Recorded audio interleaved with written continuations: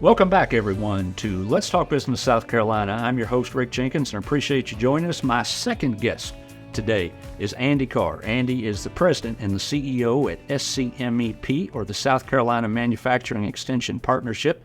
And I have folks on from SCMEP from time to time, and they are always bright, they're always intelligent, they know their stuff, and I know this guy's no different. Andy, welcome. Thank you, Rick. It's good to have you here. Thanks. Good to be here. Well, before we start talking business, I want to talk about you for a minute for the folks out there who may not know you, and you haven't heard him talk a whole lot yet, but you have an accent that's not from here. Where are you from originally? Oh, that's right. Yeah. So when I'm not doing voiceover dubs for Lord of the Rings or, Game of Thrones or House of Dragons, actually originally from just outside Edinburgh in Scotland. Right. I came to Greenville in 1988. So I'm not sure if that qualifies as me as Southern just yet, but 35 years. It's close, man. I hope so. You know, I've been in Greenville for 20 years now, a couple of decades, and I thought I was a South Carolinian, but somebody told me once I had to be born here. But I'm as close as you can get, I guess. But you have been here a long time. Yes. We talk from time to time, and I know that you have gone back to, you go back from time to time to Scotland. Mm-hmm. When's the last time you were back? I was back there in July. Okay. Actually, yes, yeah. My mom still lives there, and she had to have a pacemaker put in July. Everything turned out absolutely fabulous, but yeah, I had to spend 2 weeks over there in July looking after her. Yeah. Well, you came here a long time ago, and you have been with SCMEP a long time, and you have been in the manufacturing industry forever. Yes. Tell me about that. Just kind of give me the brief overlook of Andy's career in this industry. Okay, so the reason I came to Greenville, South Carolina, is I worked for a company called Lucas Industries, an automotive supplier out of Birmingham, England. And I was a project engineer and got moved around to various locations. And the next engagement for me was Greenville, South Carolina. So I arrived here in March 1988 for a 6-month project to help introduce lean manufacturing tools and techniques at the plant on Pelham Road. Today, that plant is owned by Standard Motor Products, but it's the same building, and I think certain elements of the product line are the same. But a fantastic plant, a lot of innovative technologies, a lot of innovative workforce practices, 4-day week and things like that back in 1988. Great team of people, and I was a very young engineer there. A real chance to learn. Greenville it's a great place today. It was a great place back then. Yeah. It's even better today. But fantastic weather for somebody from the UK. When they explained to me that orange thing in the sky was called the sun, that was a start. So is it true over there? Lots of rain, lots of clouds, lots of wind? Much more than Greenville. Yeah, and a heat wave in Scotland is considered something that's maybe in the upper 60s. Oh, goodness. Okay. So yes, very different, very different. Well, what do you say we talk business? No, that's why we're here, right? Let's talk business. Let's talk about auto manufacturing first. We know a thing or two about auto manufacturing in South Carolina. Of course, we got BMW came in the early 90s, right? And then Volvo followed, and Daimler vans, the Sprinter van in North Charleston followed. And a lot of folks, the people in the business community, they know this, but there's a lot of folks who don't know that South Carolina exports more passenger-ready vehicles than any state in the United States, and more tires than anywhere in the world. You can make a case that South Carolina is the auto capital of the world if you wanted to, even though our friends in Detroit would probably disagree.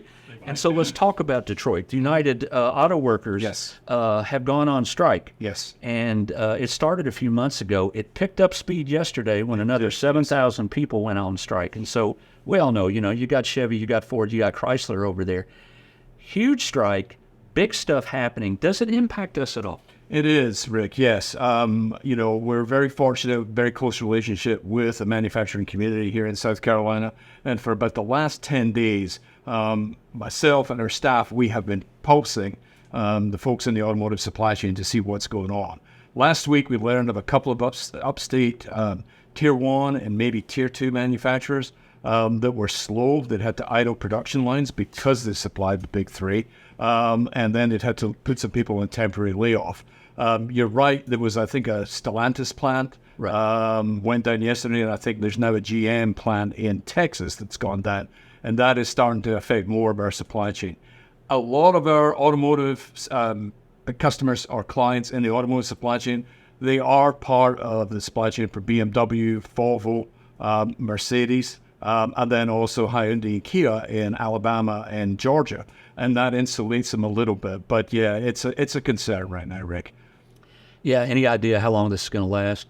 Anybody's guess right now, isn't it? I don't know, but I think, the sooner that it ends, the better for everybody and the better for the country. Of course.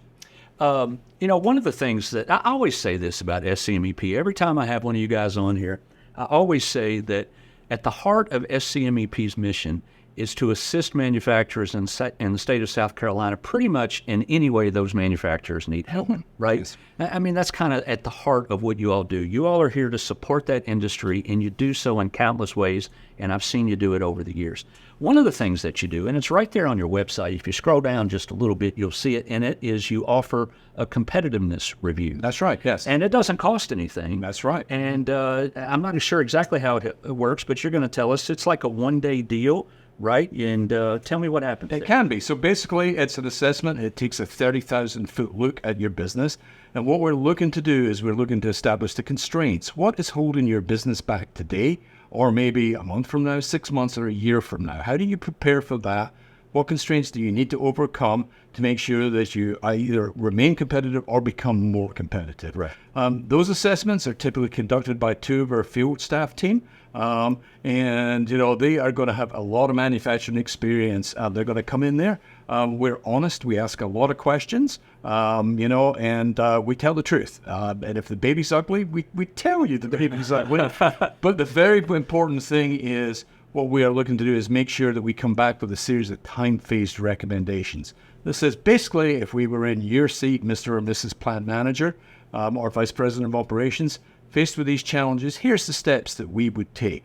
There is no obligation. They can put that report in file 13, but typically, 2/3 of the time to 3/4 of the time, the manufacturing company ends up engaging with SCMEP to help actually implement, one or more of those recommendations. Do you have an idea of how many of these you might do a year?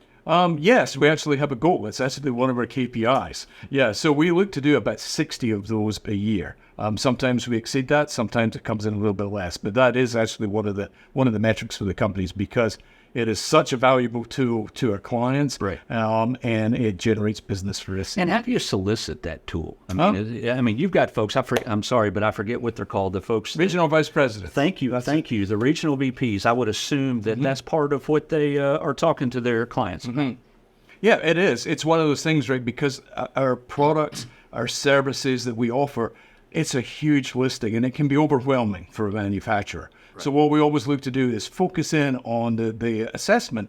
And the beauty of the CR, it's like an example of when you're talking to a doctor or something like that.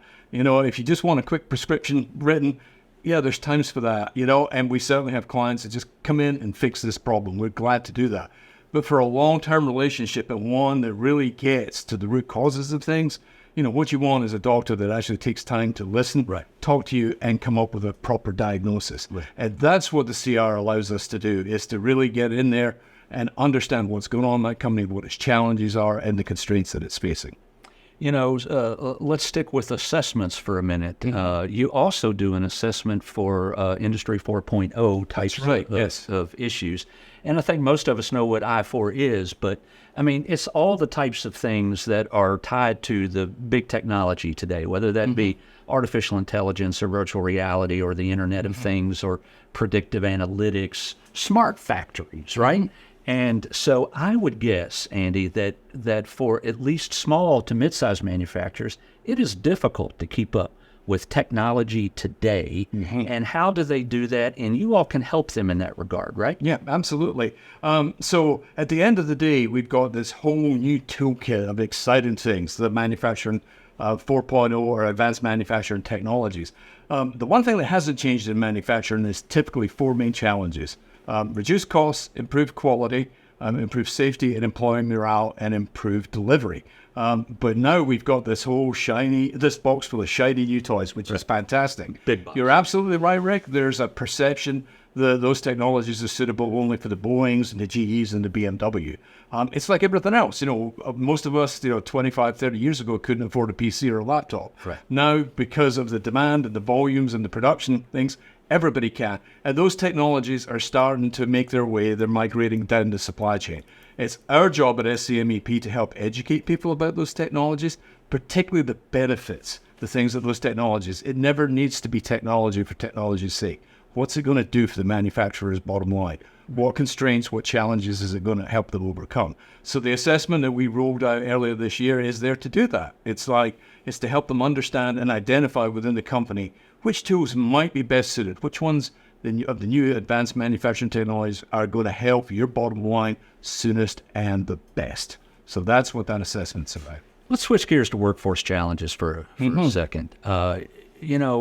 Manufacturing, all industries deal with workforce challenges, right? It's been around forever, and the manufacturing industry is no different. I say sometimes that this ain't your daddy's manufacturing anymore. There was a time way back when, and I think that stigma still exists to some degree with folks, but there was a time way back when you went in, you worked on a line, and you tightened the bolt, right? But nowadays, what might happen is someone comes in and manages the robots that are tightening the bolt. Right. Just saying, whatever, right? How does SCMEP assist manufacturers with the challenges of making sure that they get the right people and retain the right people? Again, the workforce has been a huge challenge here, Rick, particularly for manufacturers and particularly for the last maybe 6-7 years. Jobs are there, right? The jobs are there, yes. In fact, Executive Director William Floyd from DEW, just at the South Tech conference today, I think there's 120,000 jobs open right now, unfilled. They are there. And basically, what we always do is we always try and work with our clients to encourage them, educate them, and help move them towards being what's known as an employer of choice. 3 elements on that one, is to help them recruit better, to help retain ones, and then to build and enhance their reputation in the community so that the firm, the manufacturing company is viewed as a place where people want to go to work. A whole suite of services behind that, and including a new assessment that'll be rolled out later this year to help companies, really, really understand what that is and, basically stand out. For so many years, and it still exists, there's a lot of services out there to help companies market their products and services better. What you're starting to see now is you need to be able to market your company in the labor marketplace to be able to attract employees. Did I hear you just mention the 3 R's? Yes, you Recruitment, retention, and reputation. Yes. And I learned that from Adrian Temple, who joined me on a prior episode. Thank you, Adrian. So that would be the 4th. That would be reinforcement. That's right, and reinforcement. Very good. Another issue that is top of mind always for all industries, and it's no different for manufacturing, and that's cybersecurity. Yes, absolutely. So I want to make sure I get this right.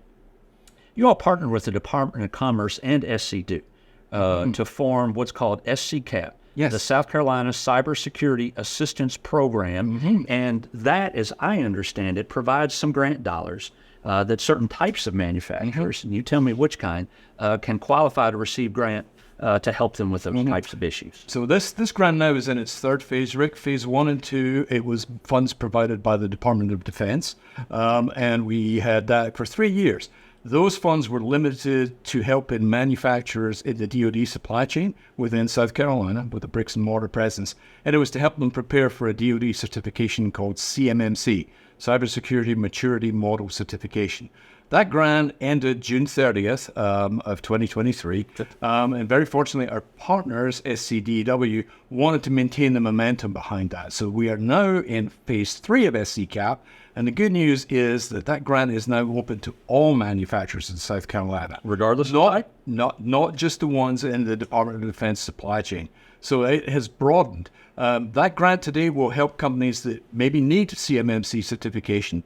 Perhaps they're looking for ISO 27001 certification, or perhaps they're in the automotive supply chain and they need to comply with the European standard called TISAX, T-I-S-A-X. But that grant is there to provide funds to to provide resources to help them implement those standards. If I remember right, the Department of Defense had access to $30 million in grants at some point. Is this a part of that umbrella of grants, or is this separate? I don't know, Rick. I don't know. This one, phase 3, there is no D&D involvement. Okay. We do have a new grant with them, and it's called Catalyst. Again, that one is in conjunction with the Department of Defense. It is Department of Defense money. We're delivering it in conjunction with Department of Employment and Workforce and the South Carolina Department of Commerce. And that is focused, again, only on DoD manufacturers operating the DoD supply chain, but it's to help them modernize. So there is the Manufacturing 4.0 assessment is the first thing. And if there is a suitable and approved pilot project, there are funds to help that manufacturer implement advanced manufacturing technology. If they're not quite ready for that, the grant also has funds to help them implement or modernize through the adoption of lean manufacturing tools and techniques, or perhaps get a new quality management system, an ISO 9000 compliance system, or AS 9100, or even the automotive one, IETF. So a wide-ranging grant, very generous, and again, the whole thrust of that is to modernize companies that are operating in the DoD supply chain. Plenty of options out there. Plenty of options. Please talk to us. Explore your options.